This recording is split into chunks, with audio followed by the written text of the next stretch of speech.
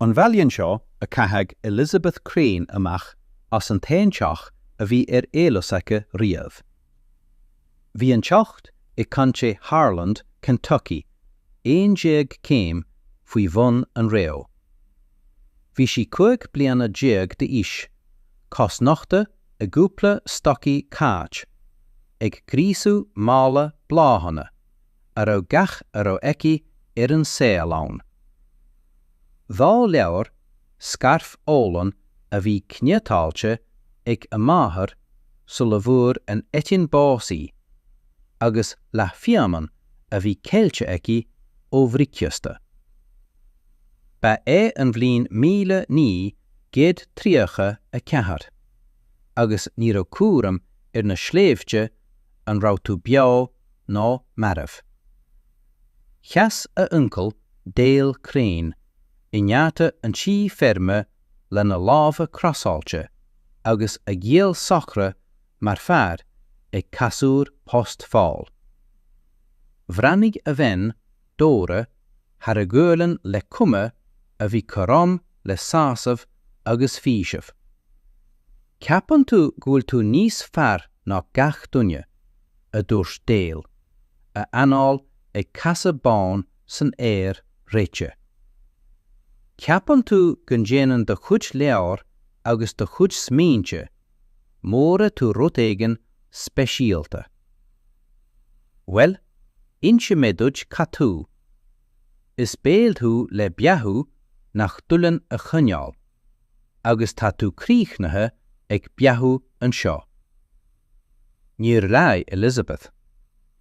Níor rá sí ó ihe a fuair a máthair bás I gúil an teomra den teach, Feirme céine 2 bhliain roimhe sin.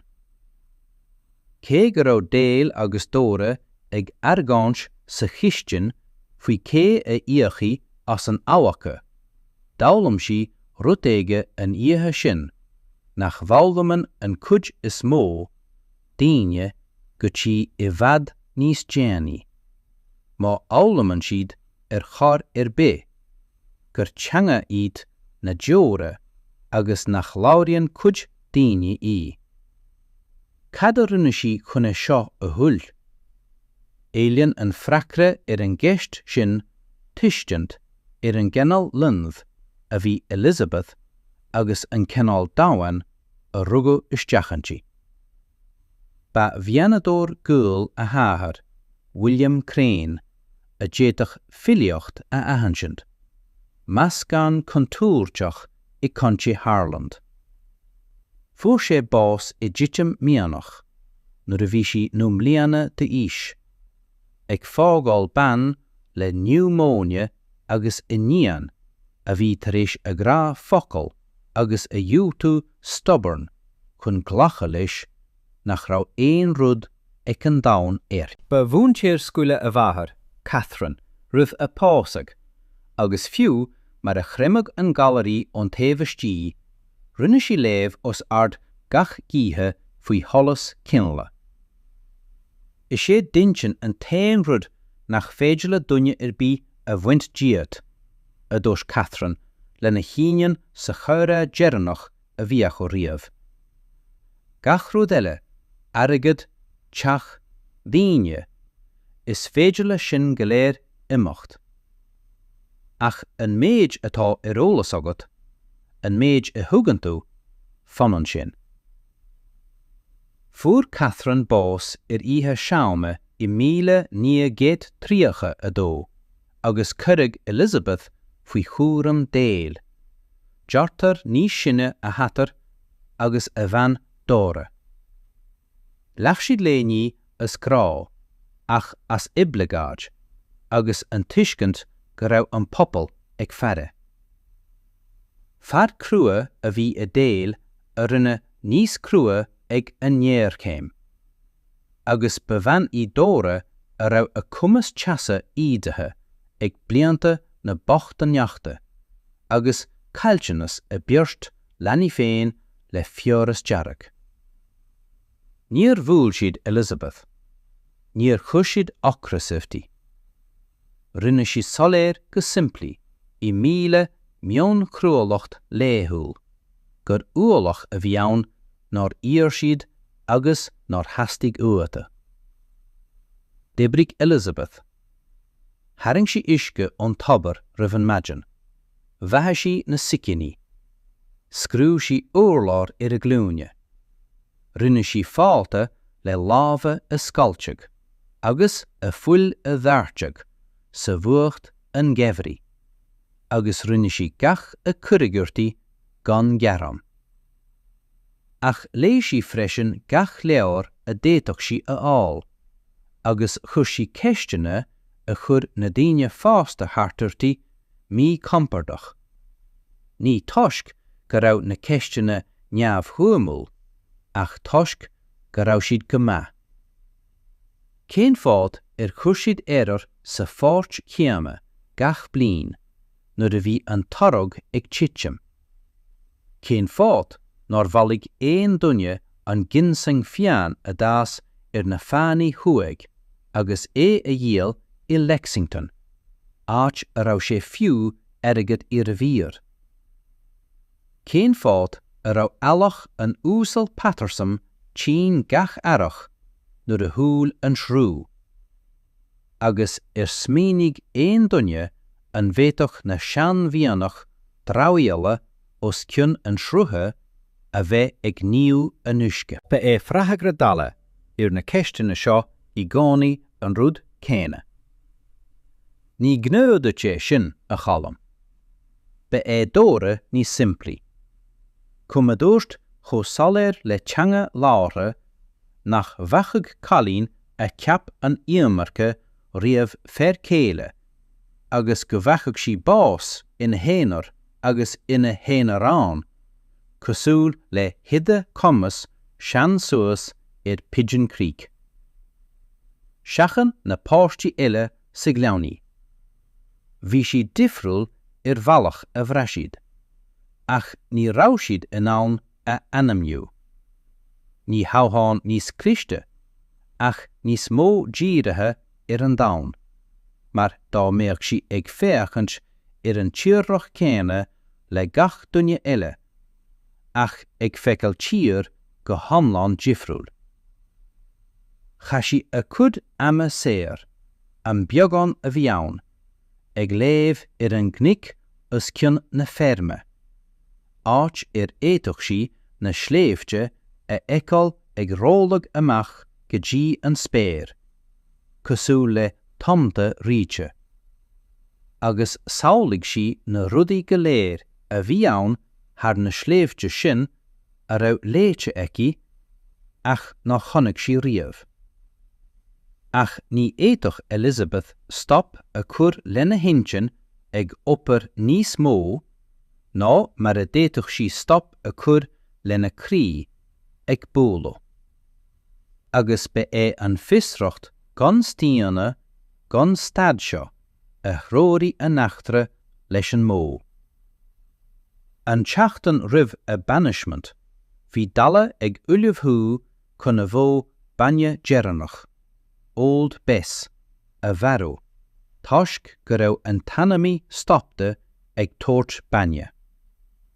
Bhí Elizabeth ag léamh lámheabhair tréadleachta, a bhí íosacht aici an leabhar hólúiste a tháinig tríd an leabhar úr sa bhí. Ceannde na cúpla spotaí geala ina scéal, agus dúir sí le dala nach raibh an bhó tín. Bhí si díreach asnamhach is Salan agus miamraí. Bhí an ihir sna sléifte seo bainte ag blianta de 8 bachta, agus ní raibh éon rud fágtha ag an bhéir a dtí an bhó ann. Tóirtí lip Salan agus roinnt alchlucha brúide meiste ina bethe, a dúirt Elizabeth. Tuachaigh si ais chun Bhainne laistí de dhá cheachtain. Rinne dala gáire irthaí. An sin dó sé leis na fír ag an siopa ginnearáta, agus rinne si gáire freisin. Calín cúig bliana déag, díos ag insint do fér fáiste, conas a bhanistú a cuid alach. Ach dús deartar dóra a rá roinnt idechas aige go ciún le déal tríal a bhaintas. Agus nuair a thosaí bes ag tuairt Bhainne a ríis, laistú de deach lá, ní rá déal ag mothú buíoch. Bhreá sé náirithe. Chur páiste chailín suas é.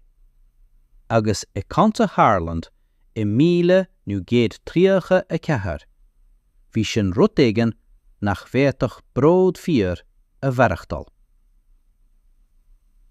Mar sin an maidin is fuaire de enar chuir sé amachí. Mós míalata álamach conas a bhar chailín chuig bliana diaag díis, cas nachta an gheimhire sin, agus rud éigean a thógáil a bheithó na céta teaghlach fud trí chainte sa deire, lístal leis an gceannéil seo, agus insaí dom sna túraimí cá bhfuil tú ag féachant. Toisc go ndearna crainn rud éigean ile is sléimhte Kentucky, rud éigean a ndéanann álathe talachíochta staidir go dtí an lá atá inniu ann. Shiúil Elizabeth. Ní rá éon cheann scríbe aici, agus ní rá éon phlean aici, ach an tuiscint go cuirfeadh sí bás le fuair ridhean lé dá stoppag sí ag clúiseach. Ba rian de láb, réite an bháthar amach as an lean a chasag idir na sléimhte cosúil le nathair ag irí éalú ó hinne. Lean sí é ó Thóg mar go raibh an gua ag teacht ón deisceart, agus cuirfeadh siúil isteach sa bhua bás orthaí níos tapúla. Hiú sí feic sé FUAIRE. Chuí a casa ó gó go dtí fuair go dtí rud éigean níos mó ná fuair. Espa aisteach, mar dá má rud é go raibh a corp tar éis cinne a dhéanamh stop a chur le tuairisciú ón réigiún sin. Dí sí a leath fiaman. Chuaigh sí timpeall scarf a máthair timpeall a cosa bháin ag an am, ag athrú gach 4,000, nó mar sin chun iarracht a dhéanamh mothúcháin a chanál beá. D'artaigh na sléimhte gach taobh dí cosú le bailí sépéil a thóg dia gan éim spéis I trócaire. Faoi tránóna bhí an solas ag dul I léig cheana féin. Tucann inar is sléimhte Kentucky. Dúirt béitir ach nuaire an cléig de hallas an lé a núsáte, agus bhí an cuid is mó díobh sin dáte aice. Bhí sí ag leanúint shrú inis. Léis sí áit éigean go sreibhan uisce I tró an sibhialtachta, agus bé sin an tain strátais a bhí aice. Thóg an shrú í trí bharna tung idir gábh Róm, agus an taobh eile gin bharna sin fuair sí an méid a bheith ina tarrahall. Ba eisteath tréige é, suite isteach I bheanna heas glán sléimhe. Bhí an bothan imethe I léig blianta ó sin. Ní raibh fágtha ach simléir clocha ina seasamh, mar bhéir briste ag pinseal ag an spéir. Ach taobh hiar den bothan, tócha isteach sa slíomh féin, bhí rud éigean íontach. Shraidh de cheomraí balla clocha dúgta go ddíreach isteach sa slíomh. Seomraí fréamhacha dúis, béidir 4 cín díobh, nasca le passáistí ísle le dáise amad troma a bhí slánathe bhealach éigean leis na blianta. Bhí an tóniad roimhe seo, cé acu cé a bheann ina ermúr dárara. Bhí na seomraí dán go leor go raibh teas an dán féin á cúnál is cinan réamh, fiú amháin I lár an gheimhrí. Déiteach Elizabeth é a bhothú a nóméid a chuaigh sí isteach. athrú san éir ó fuacht marfach go rud éigean mí compordach amháin. Bhear sí an céad ihe sin trí gúnag an dorais amad agus ag curl suas I líaróid an úrlár salachar, filte I ngach písa fabrica a bhí aice. Níor chatal sí an irid sin agus a bhí sí ag snámh isteach agus amach as an gubhasacht. A carp ag troid cogu idir tuirse agus an instinct martanis a chunne I ag crí. Crí bhí is aice ón a léthóireacht, bhí sé go maith. Cialann sé go raibh a carp fós ag géirí. An trí jaachtainní eile a fuair sí bás beagnach. Tá difríocht idir léamh faoi bhartamas agus marachtáil. Deabhlaim sí an difríocht sin sa rang is brútal is féidir a howlú. Fuair sí I bhatarcha an bhahan cúpla uirlis, ceann tú meragach, slúsad briste, roinnt creadóireachta agus pata iad telchge le scoiltean a bhí ag rí síos taobh amháin a chaní uisce fós má bhí tú cuaireamach. Sna foraisí a bhí hart an ngealán, fuair sí an méid a haragan an forais gevrí dóibh, siúta is cá hát le brathnú. Cnóna hickorí trumad, a chail na íorí. An chost is tí de elam slávan, a déadhí a íochug isteach I gurl inglachta. Céir a gemrí a bhí cotha faoin sneachta, agus carpán réite dá chanín a bhí sionnach I bholach, agus dearmata faoi log títim. Bhuaim sí de féin tinne I dhéanamh sna seomraí clocha ag úsáid an seanchleabhag simléir, a haring éir suas fós trí scoilteanna nádúirta sa choraig. An chéad tinne beagnach a chaithfeadh amach í.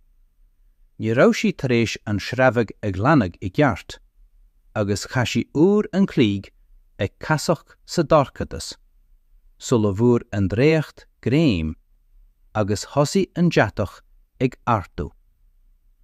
Leis sí sneachta le haidh uisce, agus diaag sí sa fota scoilte. Ran sí gachrúd le crunne stunne, a thugan go bhfuil an tsearan idir martanis agus bás támaiste I calorí. Bhí léhananta ann nuair a bhí sí cólag sin gur éigean a déadach sí seasamh. Bhí ihe amháin le linn na dara seachtaine, nuair a rúsa sí chuna áil amach nach raibh sí in ann a lábha nó a casa a bhathú, agus lú sí sa darcatas, ag smaoinemh dá riire an é seo an áit a chiaachnó a scéal. I pál a slíomh, ina héanaar, chuig bliana 10 díis, gan éon duine an domhan a tharafag faoi deara a heaspa. Ach rinne rud éigean intí an dearag a dútú.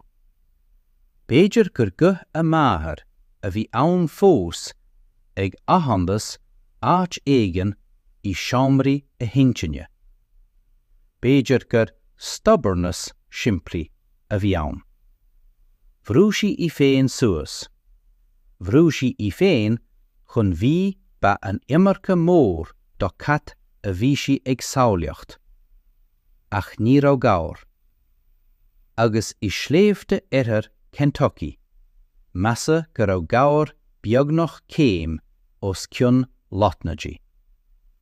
Chaní daoine iad, ach níor thug siad luach orthú. Déiteag duine gabhar a fháil. Had na míana a lean, de réir mar a bhris an gemara isteach is saoire drógalach, thusa sé ag tógáil. Lán sí na seomraí fréamhacha, agus neachta sí a cuid bailí le clocha a tharann sí ó bhún na habhain.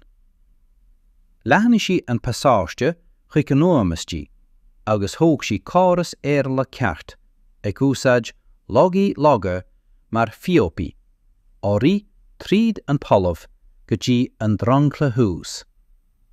Thug sí go insacha agus óna léthireacht an prionsabal a dúchtaí talamhíocht faoi halamh níos déanaí, gur inslútear í an polamh féin, ag coinneol teachtaí a dhéanaan siathrú plandaí agus anamhithe ingénta fiú i gúnsí fortnacha. Chur sí dréimí an taobh theas os cionn na seomraí, agus chur sí síal an méid a déiteach sí a bhailiú. Aniu'n Iáine a cuire ó bhruach na hawan, ramps, artichokes. Jerusalem a hócail sí ó gardín trécha, trí mhíle hiúl. Bhaile sí féad púcín agus cearróna uan, agus an dosan plandaí ile a ásan sna himmel áit, a móilin sibhialtocht le fiantais. Na háiteanna nach bhfuil a géine mar ní cheapan éine gur fiú iad a bheith acu. Ach na gabhar, sin a bhí ag grúlar a plán. Fuair sí a chéad dá gabhar i mí na bealtaine ó cheambhean darb anam Ide Commas a bhí ina cónaí ina héanaar Pigeon Creek. 4 mhíle os cionn an drama. Chúla Elizabeth faoi Ide ó córáte a bhí cloiste aici ag an siopa ginearálta le líon a bliante le dala.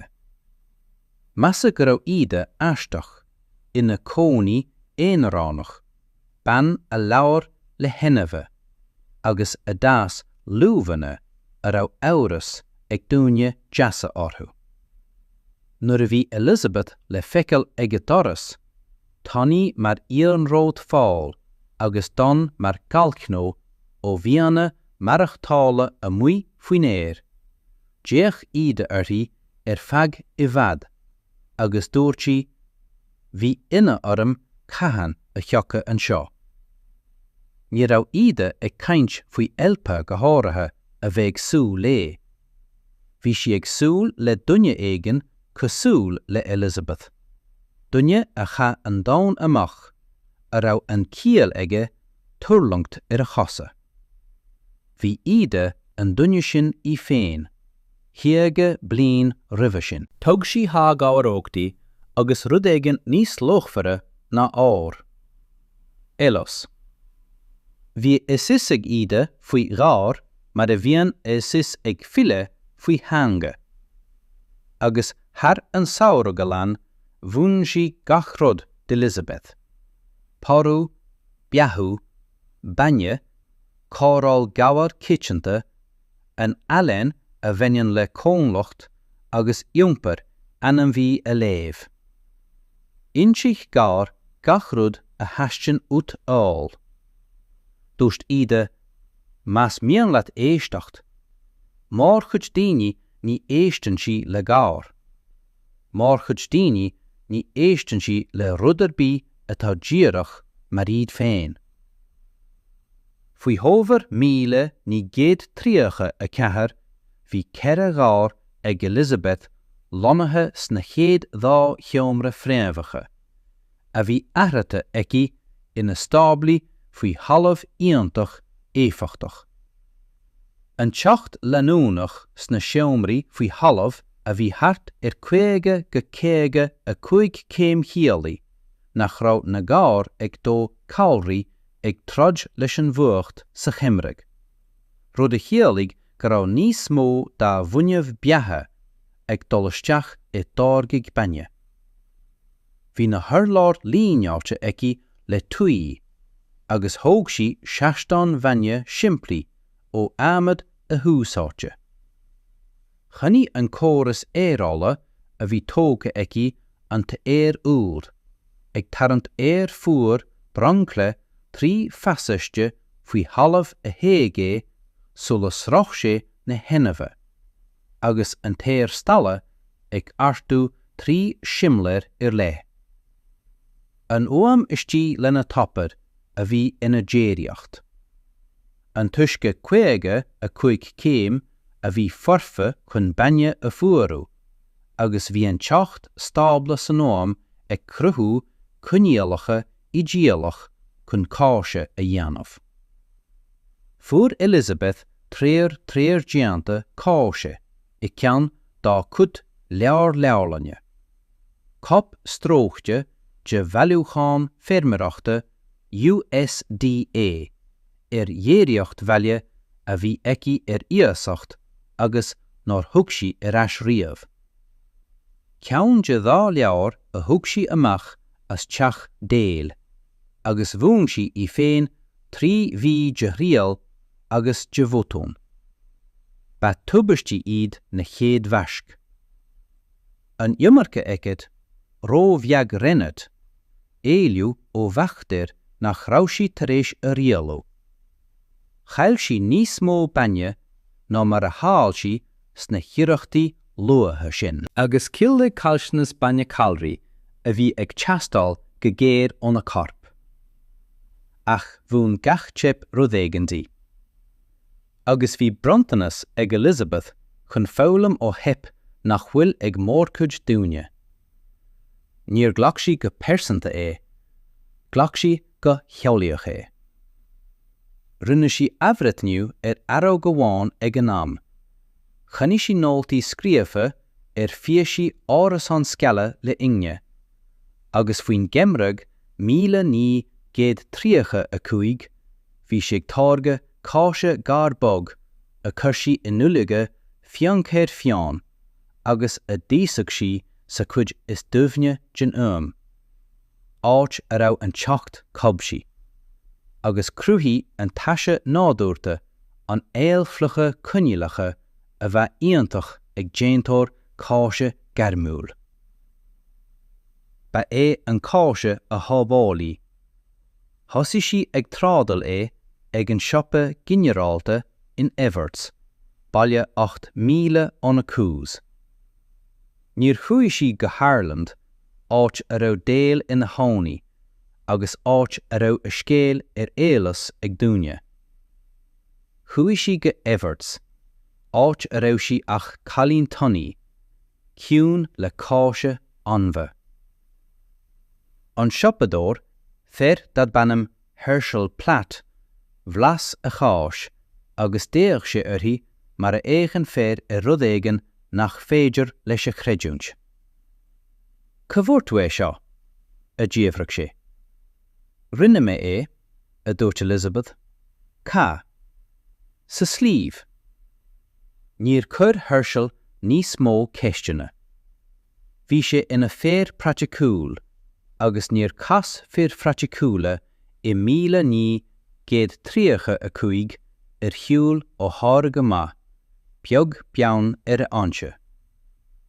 Thosaigh sé ag ceannach cáise, agus an sin a Bhainne, agus an sin an téim bog luamha a bhí fólamta aici ó éideis iad, blasathe le ramps fiáine agus síomhí a dhás a dréimi. Scapag an focail. Ní go tapa. Ní raibh rudaí ag glúiseacht go tapa sna sléimhte, ach go seasta mar a ás an fréamh trí chorraig. Thosaigh daoine ag déanamh an poris go El Paths Hollow, dús chun a cud táirgí I ceamach, an sin chun féachans chunas a bhí sí ag déanamh a raibh sí ag déanamh. Bhí an déireacht faoi halamh difriúil ó éon rud a bhí feicte ag éine riamh.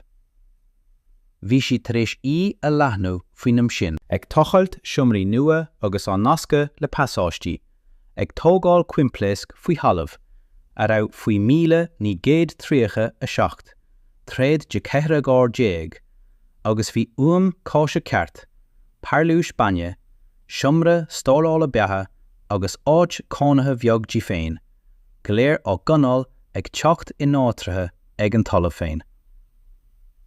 Cé go raibh géimrí Kentucky ag riomh thuas, bhí sí tar éis fallbanna a réiteach a chuirfeadh iontas innealtóirí.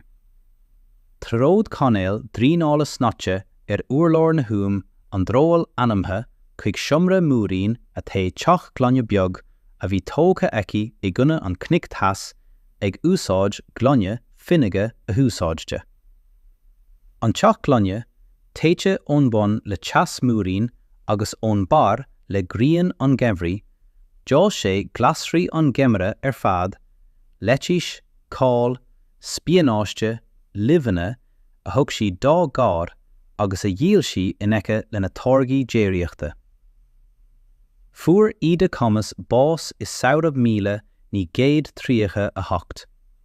Go ciún ina codla an bailach a bhí sí ina cónaí gan cad aine a iarraí nó aon fus a dhéanamh, dág sí lena mín fad mar a bhí lena nóiritir sé gár eile, leabharlann álais, libh scríofa I lámh spiderí I leabhar cóhéanta, agus blian de cruniú agna faoi marachtáil gar don talamh. Chuain Elizabeth I go domhan agus go príomháideach. Ba I Ida an céad duine ó bhí máthair a dtéach Elizabeth, agus nóir connach fáib le benistú ach duine le luach. Ba I an cruthúnas a bhí ag teastáil ó Elizabeth. Cruthúnas gur féidir le ban marachtáil a téirmí féin nach galar é an aistriachas ach cinál brontanis. Nach é dúil tú an domhan an focail Jerry de luach. I gcuimhne Ida, thosaí Elizabeth ag múna do gcuoine eile cat a bhí arolalas aici. Rinne sí é seo ní as aon mhórcúis mission, ach toisc go raibh daoine ag tosú ag teacht. Bhí an cúlú isteach ina bhlianta meánacha fada ag melt agus is sléimhte orthair Kentucky bhí tealaigh édóchasach Valley nach bhéadach daoine I garacha a seamhlú. Bhí leanaí ag ite cré. Bhí fiad ag siúil críocha míle chun obair a dhéanamh I mianach. A bhéadach iad a bharú feadh a chaitheadh a gcuid teamhlach a bheithú. Agus an seo bhí an banóg seo, beagnach as cáiliochtaí féin, a bhí tar éis teacht bhealach chun bia a tháirgeadh an bhliain fad sa tír is neamhcarach is féidir a seamhlú. Bhí na tealaigh a tháinig chun fálam ó Elizabeth, gin cuid is mó gin cineál céin a dúnaí a bhí intí. Na king heb an córas orthu. Baintaracha le lenny. Fiad briste ag na miamag. Tealag rómhach chun imimecht agus rómhródul chun ocras a áil. Bhún Elizabeth dóibh conas tíocht anamhathe faoi halamh a thógáil. Conas gár a bhenistú. Conas cáise agus im a dhéanamh. Conas an séasúr fáis a leathanú ag úsáid na prionsabal a darbar sí. Níor gear sí riamh táille as múne. Ní lomsa an telas le díal a dúsí. Tríd me a thugann sé. Ní dhéanam ach iirecht gan é a ligan sias. Faoi míle ní géad dáchag, bhí éon déag hálach sna cuas a mágar, ag clachtag an méad a dúg an gníomhar a sínag cánta, nuair a tháinig sé deire chun imscrúdú. Fermaracht déireachta cóháte faoi halamh. An gníomhara fearóg dat anam Robert Calloway, díreach ón Ollscoil Kentucky, tháinig sé ag súil le marachtáil primitive a áil. An rud a fuair sé ina ionad sin, dág sé ag scríomh tuarascáil dhá leathanach dhéag a cuidigh ra chuig an oifig palmhaíochta stáit, agus deire chuig rainn palmhaíochta na stát aontaithe. Dúpla sé. Dúpla sé ní toisc go raibh sé sofaisticiúil, cé go raibh sé iontach bhealach, ach toisc go raibh sé iiriúnach go feirfe dá thimpealach.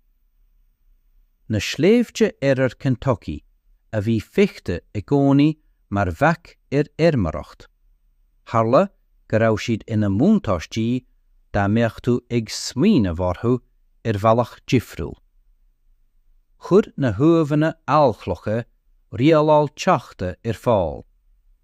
Chur na fannaí dránal agus nochta gréine fáil. Chur na foraisí forlíonte bethe agus ábhar tágala fáil. Gach rud a bhí ina bhíomhantáiste, tháinig sé ag an bheith ina inspir sciab Epigéim A téir tríd an gante Harland. Bhúil an galar na páistí is deacra mar a dhéanann sé i gcónaí. Agus bíad na tealaigh ba bhó a bhúil fad na iad siúd sna cúsa is íorgúilte. Iad siúd leis an rochtan is lú bhí, isce glann agus cuaram leis. Bhí mic léinn féin Dale Crane I measc na nína Tín. Dúirt an dochtúir in Harland leis na tealaigh go raibh cothú, bainne úr, bí a glann, rud éon le trúid ag teastáil ó na páistí. Ach bhí sé anair agus ní raibh aon bhainne úr I gcampé Harland. Bhí na batirim, hí na siopí folamh. Bhí na bátha go Lexington de ghlacha le sneachta, ach amháin I Ellsworth Hollow, áit a raibh cecha góir déag ag tuairt bainne faoi halamh ag 55 céim, agus bhí teach glunne ag fás glasrí úra os cionn éon múrín, agus bhí ag cáineáil rothí cáise a bhí ag dul an íis ó fómar. Ba é Herschel Pratt a rinne an nasc. Tionn sé a truc go dtí an áit a bhéadach an bóthar dul. An sin, hiúil sé na 3,000 dearnacha tríd an sneachta domhan gníireacht. Dúirt Elizabeth a bhí fiche a dó bliain de íis, agus níos críne cheana féin ná mar a hagan mórcuid daoine riamh lena uncle. Agus dúirt si, bhí tú mícheart faoi go leor rudaí, Uncle Dale, ach mar sin a bhí gachtainna eile. Ní paca é sin. Is é an paca ná fannacht mícheart, ar atá an írinne ina seasamh díreach os ta cúr. Dág sé gan aon rud eile a rá. Ach an teachtain dar gcionn, tháinig pacáiste chuig an siopa ginearálta in Everts le henam Elizabeth air. Taobhastí bhí griangraf frámathe dá máthair mar bhean óg ag déanamh gára, ina seasamh I pórc de bhláhan a fíne. Cóil is scríban Garibh Dale bha bródarthaí. Croch Elizabeth an griangraf sin sa phluais in raibh sí ag abiú a cáise, áit nóir airthaigh an teacht riamh, agus in raibh an téir I gcónaí, agus áit a bhanafach sé feadh na 10 bliain eile. Bhí na blianta ina dhéir sin cineachta le Elizabeth Crane, ar an meallach a hacan cineachtas chuig dúine a thuailé 3 ólangt agus opair.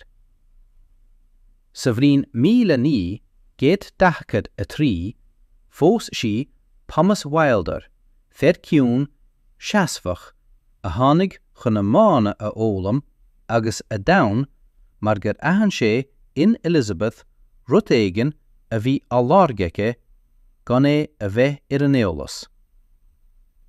Duine a bhí go díarach, go thomláin gan chóréiteach I féin. Bhí trúr clanne acu, a thas suas sa gleann, agus a dálam an trátal.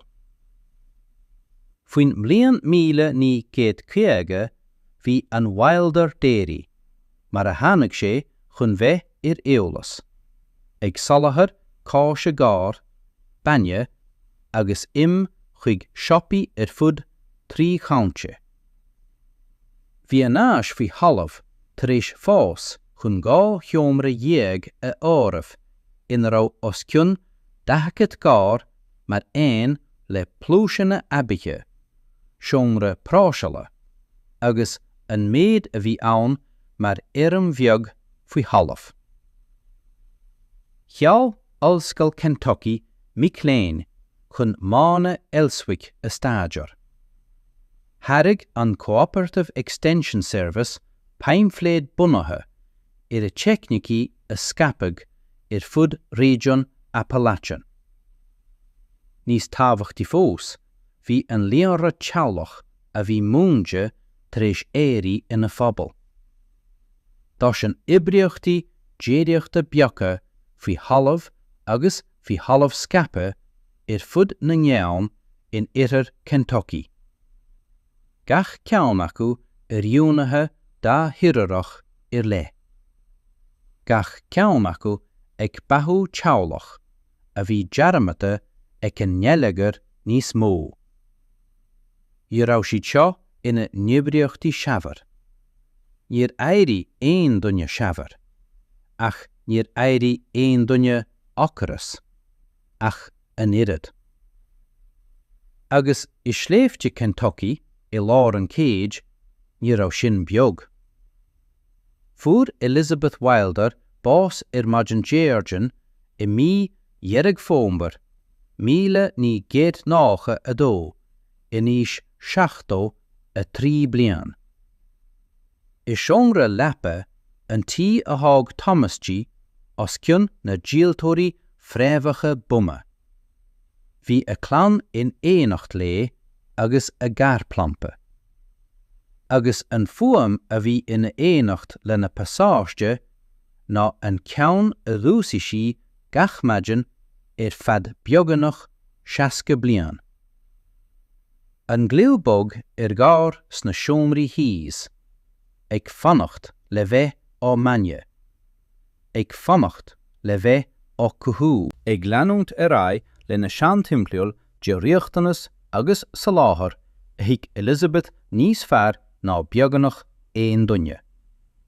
Tá an déireacht faoi halamh fós ag feidhmiú. Tá a geraníon Lily Wilder á rith inis le feabhsata nua amseirte, ach na prionsabal bhanúsacha céine. Calla fosca gravity fed riúnathe don slíomh seachas ag troid ina chunne. Díaltar an cáis ag marcaí fermeirí có fada le Lexington agus Louisville. Tá an ollscoil fós ag seála Michléin, agus sa relic bheag an gcarn os cionn an ngeann le an clocha íoga Elizabeth go siimplí, chur sí daoine fáil. An rud is mó a chur an íontas orm faoi scéal Elizabeth ná an cruthatocht cégur íontach é. Ní hé an seasfacht cégur íontach é sin freisin. An rud is mó a chur an íontas orm ná nádúr an rud a chur amach í dúis. Bhí sí Ró-Chliste. Bhí a isacha an imarcha. Chonnead sí réití nó nach fecha daoine eile ach fábanna. Agus dá bhar sin cuireadh piano suirtí. Cé bhéad úr de héal féin a cuireadh ort mothú go riad na rudaí a dhéanann difriúilthú na rudaí a dhéanann mícheartú.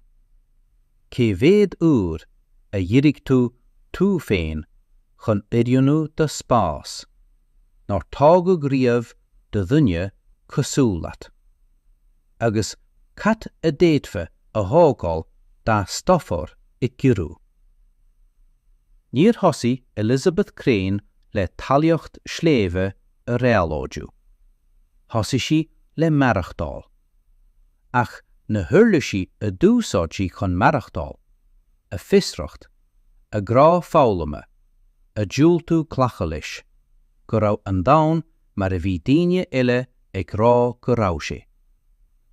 Ba iad sin na thuirla sí céime a thóg gach rud a tháinig ina dhiar sin. An intin céime a chlí déal cléin ina leis a bhí ina intin a chud a garchlann fáil nó nach bhéadach éon rud eile. Is minic go riad na rudaí a dhéanann deacartú, na rudaí a dhéanann riachtamachú. Is minic go riad na ceisteanna a chur an isteach dhéine na ceisteanna a chair a chur. Agus is minic go riad na háiteanna nach noffa unta na háiteanna a chair a athógáil go hamláin. Má bhain an scéal se leat, búil síntú leis le haid tulla scéalta faoi dhaoine gnách a bhain rudaí untacha amach in riascí dodéanta. Toisc uaireanta is siad na dúine a aithíonn an domhan is mó na cín a rinne an domhan iarracht is deacra a chaithfh amach. Shiúil Elizabeth Crane cháis níosa isteach sa ghéimre le leath bríosca agus bhá leabhar. Shiú sé amach an taobh ile gin géimre sin le fís a chur trí chainte ar fáil agus a bhar ar feid glónta. Ní raibh ina roici ach déireacht. Ba chrúthúna sé sin gur féidir leis an intin dháine nuair a dhiúltaíonn si a bheith buailte, fiú poll i sliúbh a dheompú ina chathair de éideacht.